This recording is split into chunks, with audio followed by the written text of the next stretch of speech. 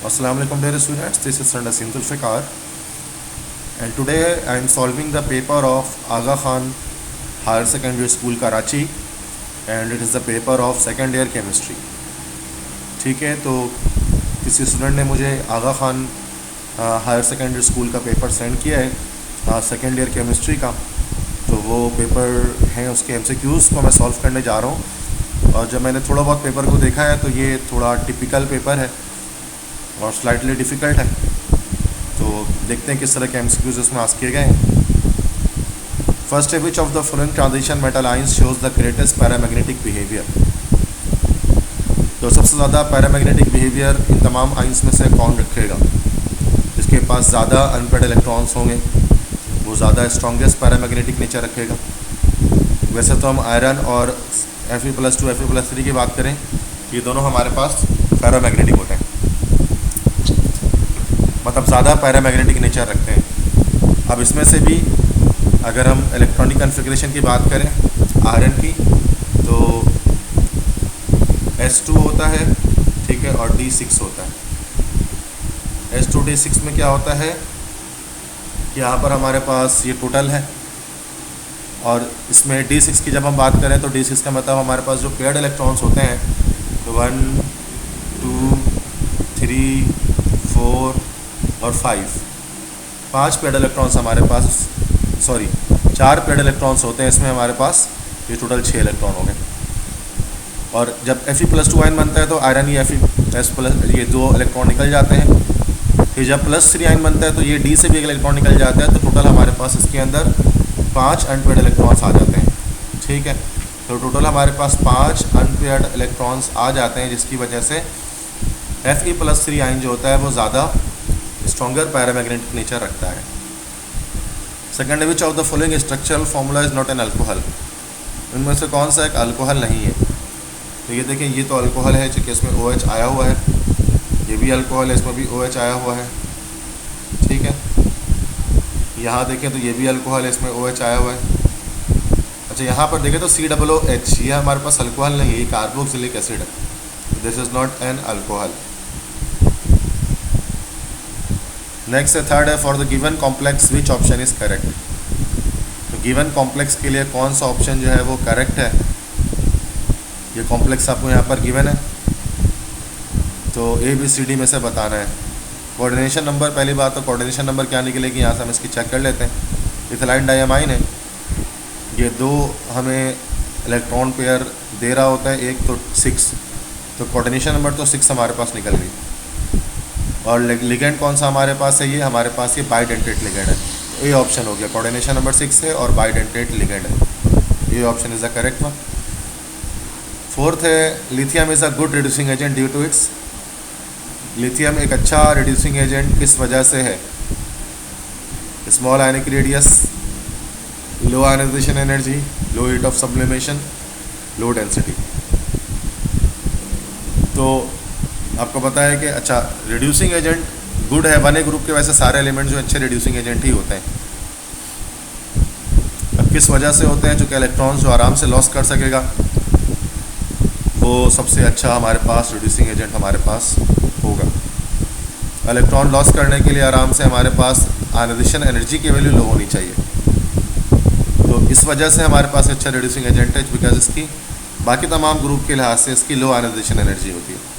अगरचे अपने ग्रुप के अंदर इसकी लो नहीं है, अपने ग्रुप के अंदर तो लिथियम की हाईएस्ट है, लेकिन बाकी तमाम एलिमेंट्स के लिहाज से इसकी लो है, तो ये low ionisation energy is the correct answer. Fifth है, the formula of the gas found in marshy places. तो ये हमारे पास जो गैस होती है दिस इज़ मार्श गैस या मीथेन। 6 है, uncharged atom of element X is the valence electron distribution of NS2np5। The element X is expected to be, चूँकि 5+2 7A ग्रुप का है, और 7A ग्रुप में आप जानते हैं सारे के सारे क्या होते हैं, नॉन मेटल्स होते हैं, हैलोजेंस हैं ये सारे। 7th है, when acetylene is pass through red hot tube in presence of organo nickel it polymerises to. तो जब एसिटाइलिन की ट्राइमराइजेशन की जाती है तो वो आप जानते हैं कि वो बेंजीन में कन्वर्ट हो जाता है।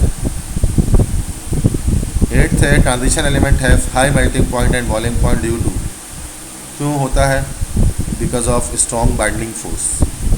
तो उनके अंदर मेटेलिक बॉन्डिंग होती है, स्ट्रॉन्ग बाइंडिंग फोर्स होती है, जिसकी वजह से उनकी मेल्टिंग बॉइलिंग पॉइंट बहुत हाई होती है। 9th ionic hydrides are formed by, ionic hydride कौन बनाता है? तो 1A 2A ग्रुप के मेटल्स बनाते हैं, इसका मतलब elements of high electropositivity.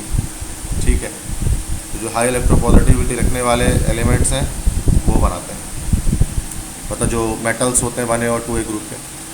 10th है in aluminothermite process, aluminium act as aluminium as a reducing agent, उसके अंदर हमारे पास एक्ट कर रहा होता है और रिड्यूस होकर एल्यूमिनम ऑक्साइड बना लेते हैं, खुद ऑक्सीडाइज होता है और Fe2O3 को रिड्यूस करके आयरन मेटल में कन्वर्ट कर देता है। 11 है the destructive distillation of coal produces, coal से मुराद यहाँ पर कोल टार ली जा रही है कि जब कोल यहाँ पर ब्यूटामिनस कोल यहाँ से मुराद ली जा रही है। जब ब्यूटामिनस कोल की जब हम डिस्ट्रक्टिव डिस्टिलेशन करते हैं तो हमें 3 चीज़ें में से हासिल होती हैं सॉलिड लिक्विड गैस में, कोल टार मिलता है, कोक और कोल गैस मिलती है। ठीक है, ये ऑप्शन करेक्ट हो जाएगा। 12 है the delocalisation of pi electron in the benzene ring is responsible for, इससे स्टेबिलिटी आ जाती है बेंजीन रिंग में। 13 है which of the following shows the reactivity order of alkyl halide with magnesium, तो Ri ज़्यादा स्ट्रॉन्गर रिएक्ट करता है बनिस्बत RBr के, और RBr से ज़्यादा फास्टर, और RBr ज़्यादा फास्टर रिएक्शन करता है RCl से। आयोडीन की रिएक्टिविटी हाईएस्ट होती है, देन ब्रोमीन की, उसके बाद क्लोरीन की। 14 है the functional group at highest priority in IUPAC naming in the given compound is, highest priority आप जानते हैं कार्बोक्सिलिक ग्रुप को मिलती है यहाँ पर COOH हो जाएगा। 15 है the compound in which each carbon shows sp3 hybridisation, ये हमारे पास हो जाएगा ये CH3 CH2 CH3। ठीक है, उसके बाद 16 है the reaction of ethyl magnesium bromide with carbon dioxide results in the formation of dash, तो ये इथाइल मैग्नीशियम ब्रोमाइड के रिएक्शन अगर हम कार्बन डाइऑक्साइड से करेंगे तो क्या बनेगा? हमारे पास एक कार्बोक्सिलिक एसिड बनेगा, इसमें 2 कार्बन हमें इथाइल के मिलेंगे और 1 कार्बन डाइऑक्साइड से मिलेगा, टोटल 3 कार्बन वाला, ये हमारे पास प्रोपायोनिक एसिड बनेगा। नेक्स्ट है 17 है 1-ब्यूटीन 3-आइन हैज़ 1-ब्यूटीन 3-आइन, ये हमारे पास स्ट्रक्चर हो गया। नीचे ये स्ट्रक्चर आपको दिख रहा है, दिस इज़ 1-ब्यूटीन 3-आइन। इसमें हमें सिग्मा और पाई बॉन्ड ढूंढना है। देखो 1 sigma 2 sigma 3 sigma 4 sigma 5 sigma 6 sigma 7 sigma bond हो गया, और पाई बॉन्ड 1 2 3 पाई बॉन्ड। ठीक है, तो 7 सिग्मा एंड 3 पाई बॉन्ड्स, तो ये ऑप्शन है इसका, ये करेक्ट हो गया। ठीक है, नेक्स्ट उसके बाद MCQs पे आते हैं। MCQs नंबर 18 पे, an element indium belongs to group 3 and period 5 of the modern product table, the electronic configuration for the given element is, अब इलेक्ट्रॉनिक कन्फिग्रेशन इंडियम की आपको जो है वो बतानी है। ठीक है, IN की। अब हमें यहाँ पर इसमें कंप्लीट कन्फिग्रेशन इसकी देखनी पड़ेगी स्टार्ट टू एंड। जैसे इंडियम का पहली बात तो आप इंडियम के उसमें देखेंगे कि इसका एटॉमिक नंबर कितना निकलेगा। ठीक है, तो इंडियम आप जानते हैं कि जो है वो 3rd ग्रुप से बिलोंग करता है, तो बोरॉन, एल्युमिनियम, उसके बाद इस तरह से हमारे पास होता है गैलियम। ठीक है, फिर होता है इंडियम।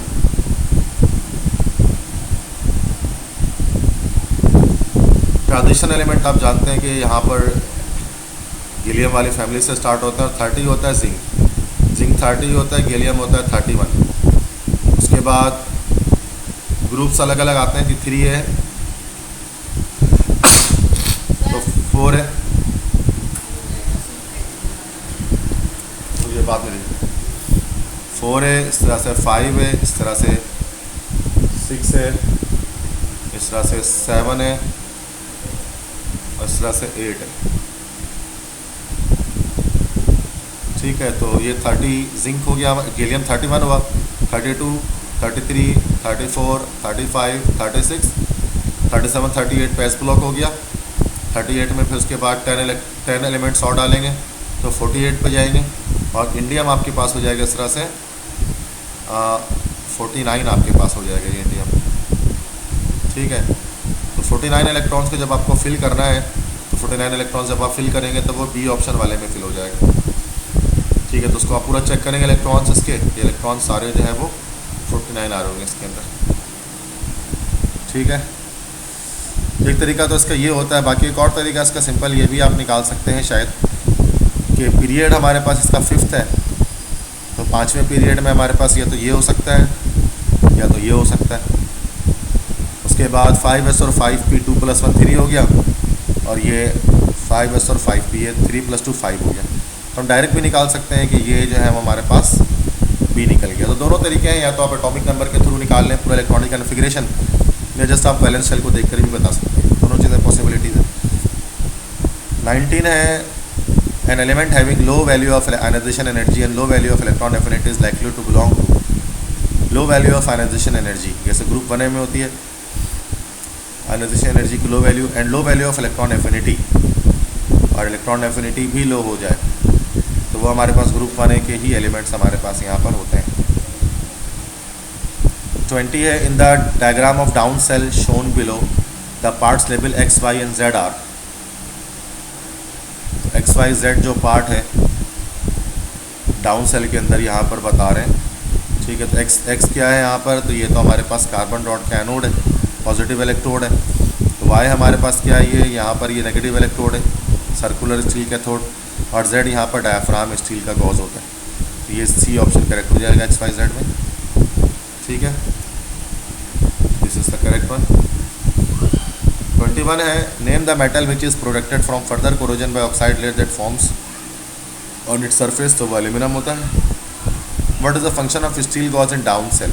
स्टील गॉज का क्या फंक्शन होता है डाउन सेल के अंदर, तो वो सोडियम और क्लोरीन को आपस में मिक्स होने से रोकता है, रिएक्शन करने से। अगेन तो सी ऑप्शन करेक्ट है। नेक्स्ट है, hydrogen resembles with carbon because of having dash. Hydrogen resemble करता है कार्बन से, क्यों रिजेंबल करेगा, क्या चीज़ इसमें सेम होती है कार्बन के साथ, because reducing property, number of electrons बराबर नहीं होते हैं, सिमिलर फिजिकल स्टेट भी नहीं है, चूँकि ये गैस है, बाकी सारे सॉलिड्स हैं 4A ग्रुप में, सेम वैलेंसी भी नहीं है, जिसकी 1 होती है उसकी 4 होती है। रिमार्केबल रिड्यूसिंग प्रॉपर्टीज़, ये हो सकता है कि रिड्यूसिंग प्रॉपर्टीज़ रिमार्केबल होती है, दोनों रिड्यूसिंग एजेंट होते हैं। वैसे hydrogen as an oxidising agent भी वर्क कर सकता है। 24 है, which element about metals is false. Metals के बारे में क्या चीज़ फॉल्स है। All the metals are good conductor, तो ये ट्रू है। All the metals from acidic oxide, नहीं, मेटल्स जो है वो बेसिक ऑक्साइड बनाते हैं।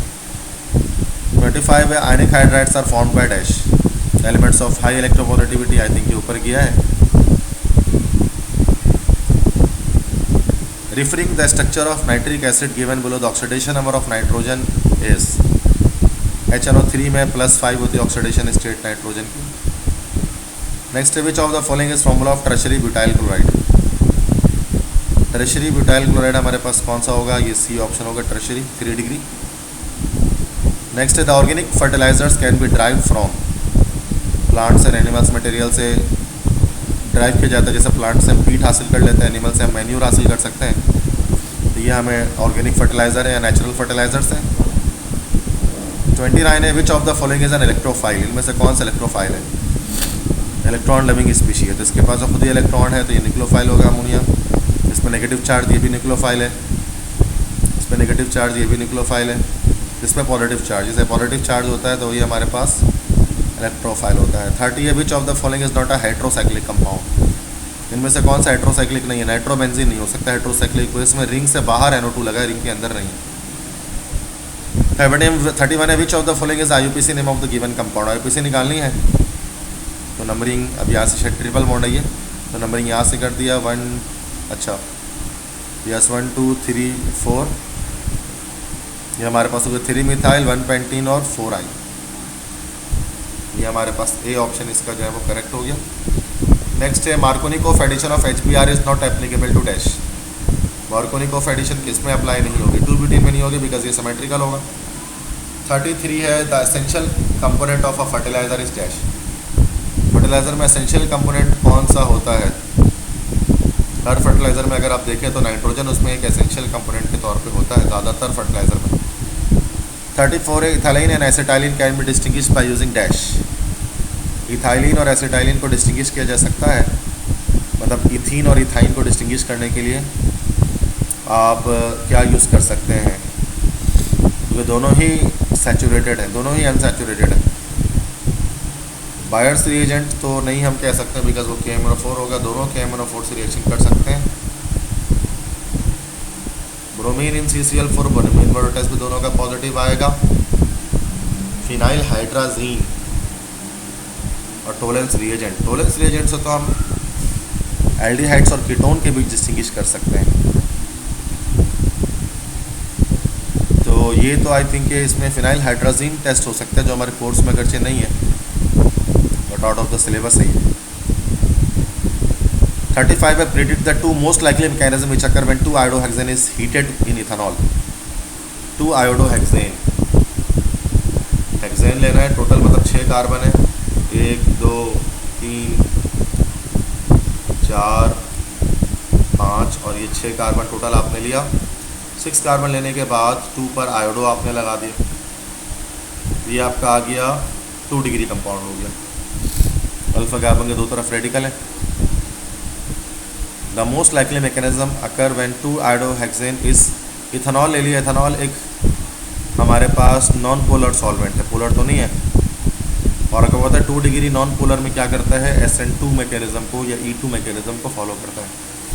तो यहाँ पर आंसर हो जाएगा SN2 एंड E2। नेक्स्ट है Bakelite is obtained from dash. Bakelite कैसे, फॉर्मल्डिहाइड का ये वो होता है, पॉलीमर होता है। 30 उसके बाद 37 है polymers with soften on heating and harden when cooled are, ये हमारे पास थर्मोप्लास्टिक कहलाता है। नेक्स्ट है ionic hydrides react with water and produce in solution.